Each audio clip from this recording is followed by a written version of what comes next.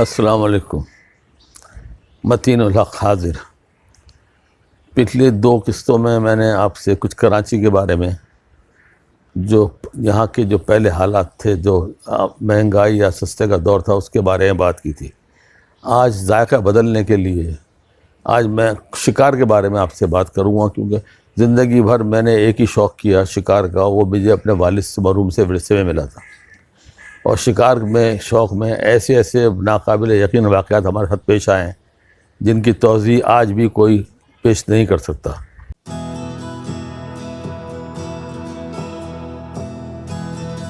اس سلسلے کا میں پہلا ایک چھوٹا سا آپ کو اپنے ہاتھ گزرا واقعہ شیئر کرنا چاہتا ہوں۔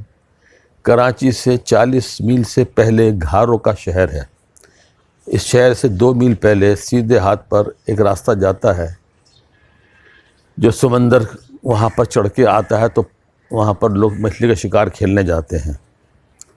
وہاں پر ایک نمک کی بہت پرانی فیکٹری ہے، ہرجینہ سالٹ۔ وہ علاقہ ہرجینہ سالٹ کا علاقہ کہلاتا ہے۔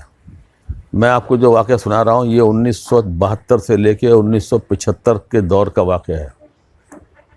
وہاں پر ڈانگری مچھلی جو بہت لذیذ ہوتی ہے کھانے میں، اسپیشلی وہاں اس کا شکار کھیلنے جاتے تھے ہم لوگ۔ اور پل بنا ہوا تھا، پل کے اوپر کھڑے ہو کے جب پانی چڑھتا تھا، ہم زندہ جھینگے کانٹے میں لگا کے لٹکا کے ڈانگری مچھلی پکڑتے تھے اور وہیں پکا کے کھاتے تھے۔ ہمارا 4-5 دوستوں کا گروپ تھا۔ میرے ایک استاد مرحوم ابھی حال میں انتقال ہوا ہے، جو میرے دوست تھے ان کو استاد کہتے تھے، وہ مچھلی پکانے کے ماہر تھے۔ ذائقہ اور مچھلی کا ان کے ہاتھ پہ ختم۔ ہم جب وہاں مچھلی شکار کھیل کے مچھلی پکاتے کھاتے تھے تو کھلی ہوا ہوتی تھی، موسم بڑا اچھا ہوتا تھا، ہمیں دھوپ کا احساس نہیں ہوتا تھا۔ ایک دن ہم وہاں مچھلی پکڑ کے پکا رہے تھے، ایک صاحب ہم سے ملنے آ گئے، بڑی عمر کے تھے۔ سلام دعا ہوئی، معلوم ہوا کہ وہ ریٹائرڈ اسکول ٹیچر ہیں۔ جب کھانا تیار ہوا، ہم نے ان کو کھانے کے لیے روکا، انہوں نے تکلف کیا، ہم نے کہا نہیں آج آپ کھا لیں۔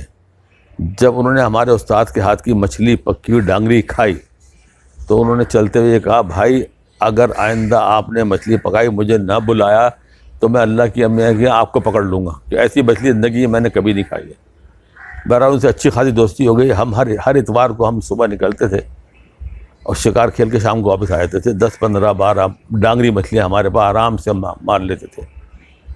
سستا دور تھا اس زمانے میں، 4 روپے گیلن پیٹرول تھا، گیلن اس زمانے۔ ایک دفعہ شکار کے لیے ہم صبح جب پہنچے تو اس دن بہت سخت گرمی تھی، ہوا کا نام نہیں تھا۔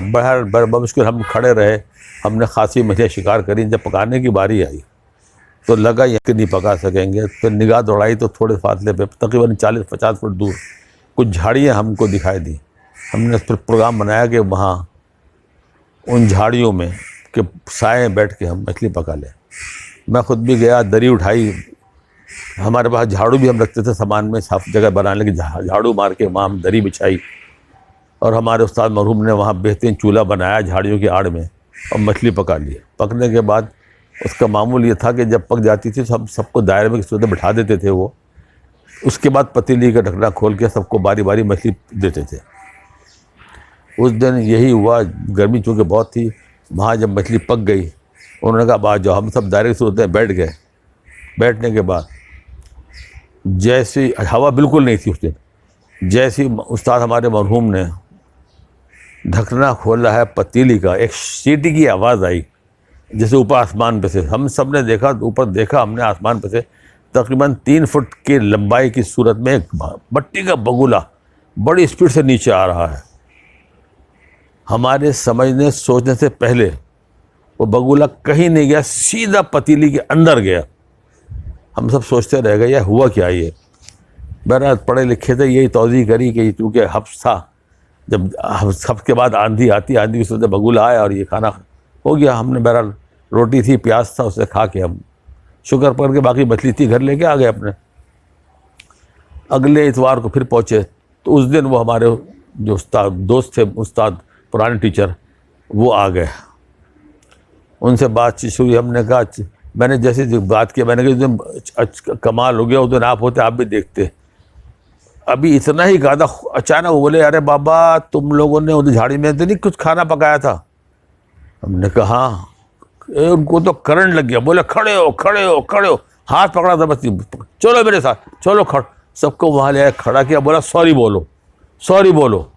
پھر انہوں نے جو تاریخی الفاظ بولے آج تک نقش ہے کہ انہوں نے کہا شکر کرو انہوں نے تمہارا کھانا خراب نہیں کیا, کھانا خراب کیا, آپ سوری بولو ان سے. بھائی ہم جب بھی بعد میں گئے شکار کھیلنے وہاں گئے, پہلے وہاں رکتے سلام کرتے تھے, پھر آگے شکار کھیلتے تھے. یہ عجیب سی اس کی کیا توضیح کریں گے ابھی. اب آپ یہ سوچ رہے ہوں گے سوری کس کو کرنے کو بولا تھا. بعد میں معلوم ہوا کہ وہاں غیر برئی مخلوق رہتی ہے اس میں جھاڑیوں میں, ان کو تکلیف ہوئی تھی ہمارے اس عمل سے. جو وہاں بابا نے ٹیچر نے بعد میں بتایا ہم کو, آپ کبھی بھی جیسا ہو آپ پہلے کبھی ایسا کام کرو تو پہلے آواز لگا دو وہاں بیٹھ کے, ہم یہ کرنا چاہ رہے ہیں, آپ کو اعتراض تو نہیں ہے. اور یہی عمل پھر میں نے اپنا جو گھر جہاں بیٹھا ہوں بنانے سے پہلے, یہاں بیچ میں پیڑ لگا ہوا تھا بڑا, کٹوانے سے پہلے میں نے یہاں باقاعدہ آواز لگائی, 4 دن 5 دن میں نے ویٹ کیا کہ آپ کو اعتراض تو نہیں ہے, پھر میں نے پیڑ کٹوایا. یہ جہاں میں بیٹھا ہوں یہاں پیڑ ہی تھا بڑا ایک. اب آپ چلتے چلتے اب ایک سائنسی سوال میں آپ سے کرتا ہوں جو آج تک سب کرتے آئے ہیں, لیکن میں جو سوال کر رہا ہوں اس پہ غور کیجیے گا. سائنس کا ایک عام اصول ہے, سردی میں چیزیں سکڑتی ہیں, گرمی میں پھیلتی ہیں, اور گرمی سے چیزیں پگھلتی بھی ہیں. ایک قدرت کی طرف سے ایک ایسا تحفہ ہے, قدرت کی پیدا کی ہوئی چیز ہے جو عام حالات میں مائع کی صورت میں ہے. ہم اسے کسی صورت حرارت پہنچائے, ڈائریکٹ یا انڈائریکٹ, وہ جم جاتی ہے. یہ ایسا ممکن ہے. اگر آپ دماغ دوڑائیں, اگر دماغ میں نہ آئے تو اس کا جواب حاصل کرنا ہو تو پہلے آپ ایک کام کیجیے گا, صبح ناشتے میں 2 انڈے کھائیے گا, ایک ابال کے اور ایک تل کے, پھر آپ کو جواب مل جائے گا. ایک لطیفہ سنتے جائیے تاکہ آپ بور ہو رہا ہوں, سنتے جائیے. 2 سہیلیاں بڑے عرصے بعد آپس سے ملی.